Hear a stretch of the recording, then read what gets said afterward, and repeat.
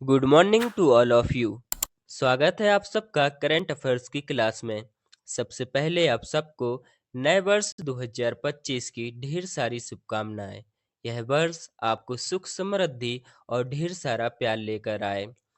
मेरी यही प्रार्थना है कि आप जिस भी जॉब की तैयारी कर रहे हैं, भगवान आपको उसमें अवश्य ही सफल करे। शुरुआत करेंगे करंट अफेयर्स की क्लास का सबसे पहला क्वेश्चन। हाल ही में कुल कितने बच्चों को वर्ष 2024 के प्रधानमंत्री राष्ट्रीय बाल पुरस्कार से सम्मानित किया गया है? तो वर्ष 2024 के प्रधानमंत्री राष्ट्रीय बाल पुरस्कार से कितने बच्चों को सम्मानित किया गया है? तो आपको बता दें कि वर्ष 2024 में 17 बच्चों को प्रधानमंत्री राष्ट्रीय बाल पुरस्कार से सम्मानित किया गया है। हाल ही में वर्ष 2024 के प्रधानमंत्री राष्ट्रीय बाल पुरस्कार की घोषणा की गई, जिसमें देश भर के 17 बच्चों का चयन किया गया है। यह पुरस्कार असाधारण योग्यताओं और उत्कृष्ट उपलब्धियों के लिए बच्चों को दिया जाता है। इस वर्ष इस पुरस्कार के लिए 14 राज्यों, जिसमें केंद्र शासित प्रदेश भी शामिल हैं, उनके 17 बच्चों को चुना गया है, जिनमें से 7 लड़के हैं और 10 लड़कियां हैं। आपका नेक्स्ट क्वेश्चन रहा, हाल ही में प्रो कबड्डी लीग का टाइटल किस टीम ने जीता? तो आपको बता दें कि हरियाणा स्टीलर्स ने प्रो कबड्डी लीग का टाइटल जीता है। तो क्वेश्चन नंबर 2 का आंसर ए के साथ जाएगा। हरियाणा स्टीलर्स ने 29 दिसंबर 2024 को पुणे के श्री शिव छत्रपति स्पोर्ट्स कॉम्प्लेक्स में आयोजित फाइनल में पटना पाइरेट्स को 32-23 से हराकर अपना पहला प्रो कबड्डी लीग का खिताब जीता है। यह जीत स्टीलर्स के लिए एक महत्वपूर्ण उपलब्धि है। क्वेश्चन नंबर 3, जिमी कार्टर किस देश के पूर्व राष्ट्रपति थे जिनका हाल ही में निधन हो गया है? तो आपको बता दें कि जिमी कार्टर यूएसए के पूर्व राष्ट्रपति थे। तो क्वेश्चन नंबर 3 का ऑप्शन बी सही रहेगा। यूएसए के पूर्व राष्ट्रपति और नोबेल शांति पुरस्कार विजेता जिमी कार्टर का निधन हो गया। वह अमेरिका के 39वें राष्ट्रपति थे। 1977 से 1981 तक सेवा देने वाले कार्टर को मानवाधिकारों और वैश्विक शांति के प्रति उनकी प्रतिबद्धता के लिए याद किया जाता है। क्वेश्चन नंबर 4, महिला विश्व रैपिड शतरंज चैंपियनशिप का टाइटल किसने जीता?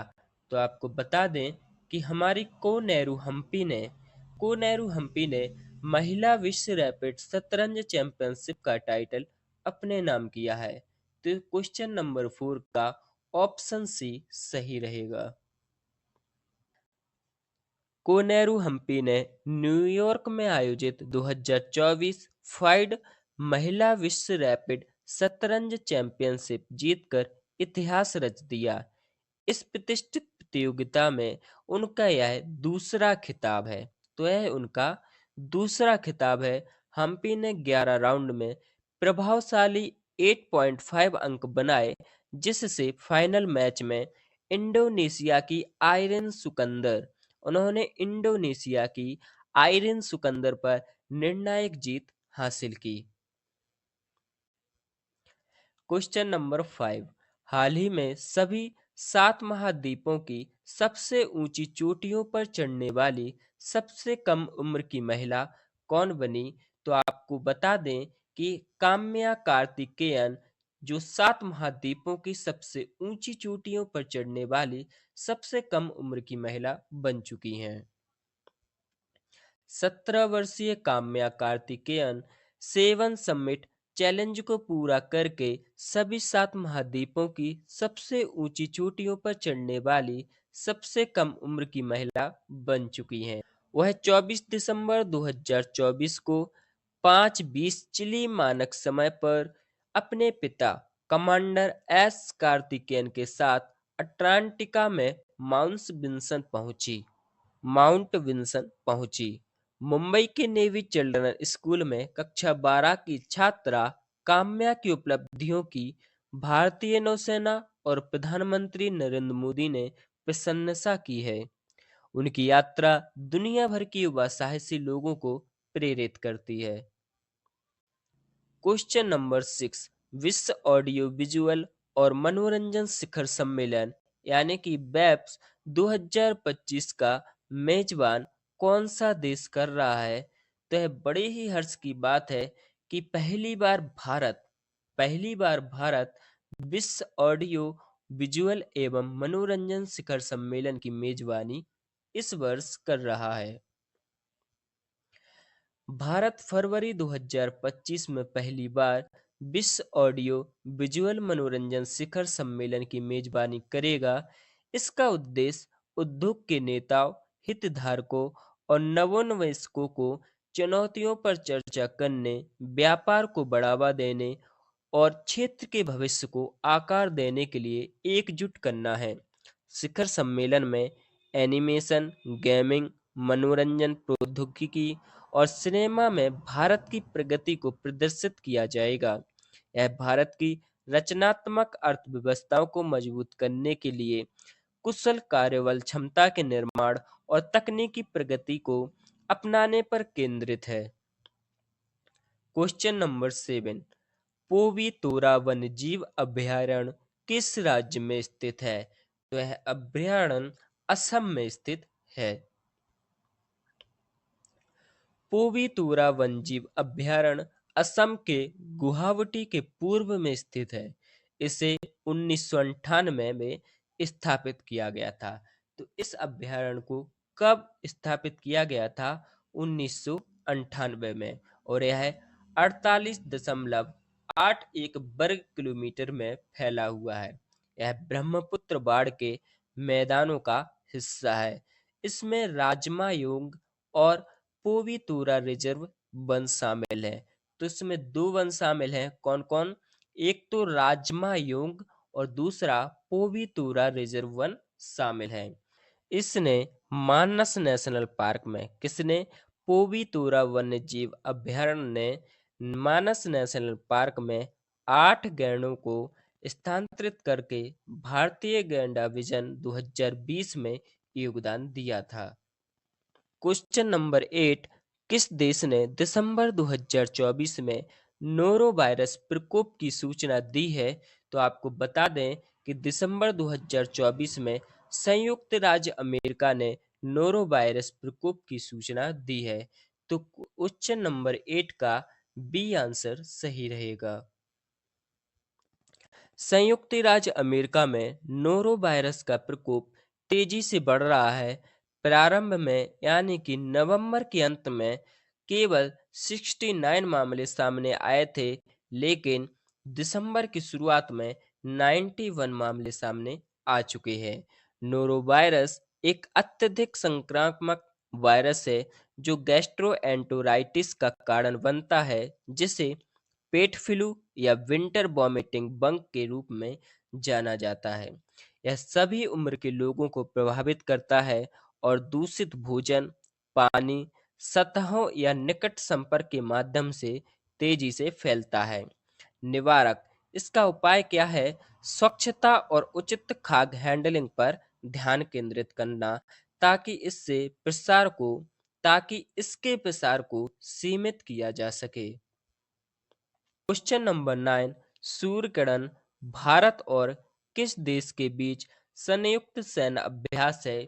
तो आपको बता दें कि भारत और नेपाल के बीच जो संयुक्त सैन्य अभ्यास किया जाता है उसे सूर्य किरण नाम दिया गया है। तो इसका सही आंसर जाएगा बी के साथ, नेपाल।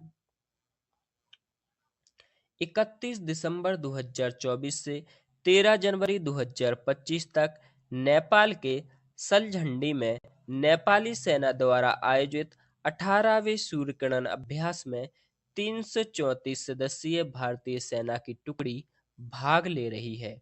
वार्षिक अभ्यास को भारत और नेपाल द्वारा बारी बारी से आयोजित किया जाता है। 17वां संस्करण, जो वर्ष 2023 में हुआ था, उत्तराखंड के पिथौरागढ़ में आयोजित किया गया था। सूर्य किरण का उद्देश्य भारतीय और नेपाली सेना के जवानों के बीच संबंधों को मजबूत करना और उनके पेशेवर कौशल में सुधार करना है। क्वेश्चन नंबर 10, समाचारों में देखा गया हरा केकड़ा किस क्षेत्र का मूल निवासी है?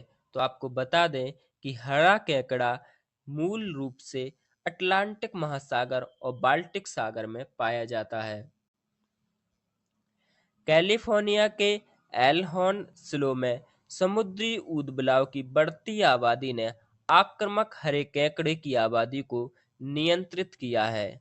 हरे केकड़े, जिन्हें सौर केकड़े के नाम से भी जाना जाता है, तो आपको याद रखना है कि हरे केकड़े को सौर केकड़े भी कहा जाता है, जो दुनिया के शीर्ष 100 यानी कि 100 आक्रामक प्रजातियों में से एक है।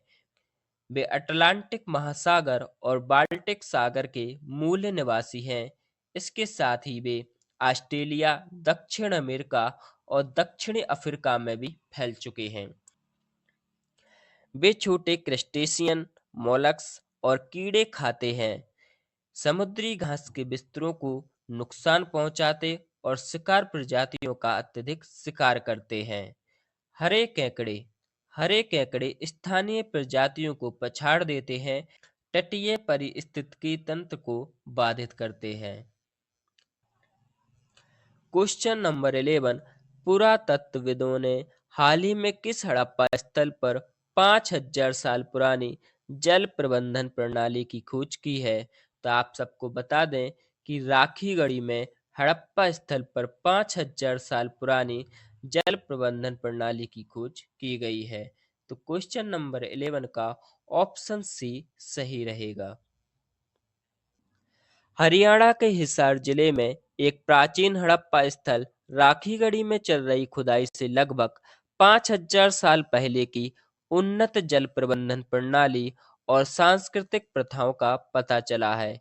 राखीगढ़ी हड़प्पा युग का सबसे बड़ा ज्ञात स्थल है, जो 865 एकड़ में फैला हुआ है और अपने ऐतिहासिक महत्व के लिए विश्व स्तर पर जाना जाता है। खुदाई में लगभग 3.5 से 4 फीट गहरे टीलों के बीच एक जल भंडारण क्षेत्र का पता चला, जो उन्नत जल प्रबंधन को दर्शाता है। चोटांग दिस्रवती नदी का एक सूखा हुआ नदी तल भी इस जगह पर खोजा गया, जिससे इस स्थल का ऐतिहासिक महत्व और भी बढ़ चुका है। क्वेश्चन नंबर 12, हाल ही में समाचारों में देखा गया हेलिकोबैक्टर पाइलोरी किस प्रकार का रोगजनक है? तो आप सबको बता दें कि हेलिकोबैक्टर पाइलोरी एक प्रकार का बैक्टीरियल रोग है। शोधकर्ताओं ने भारत के ग्रामीण इलाकों में सीमित प्रयोगशाला पहुंच वाले अपच रोगियों में एच पाइलोरी और इसके उत्परिवर्तित का पता लगाने के लिए कम लागत वाला नैदानिक उपकरण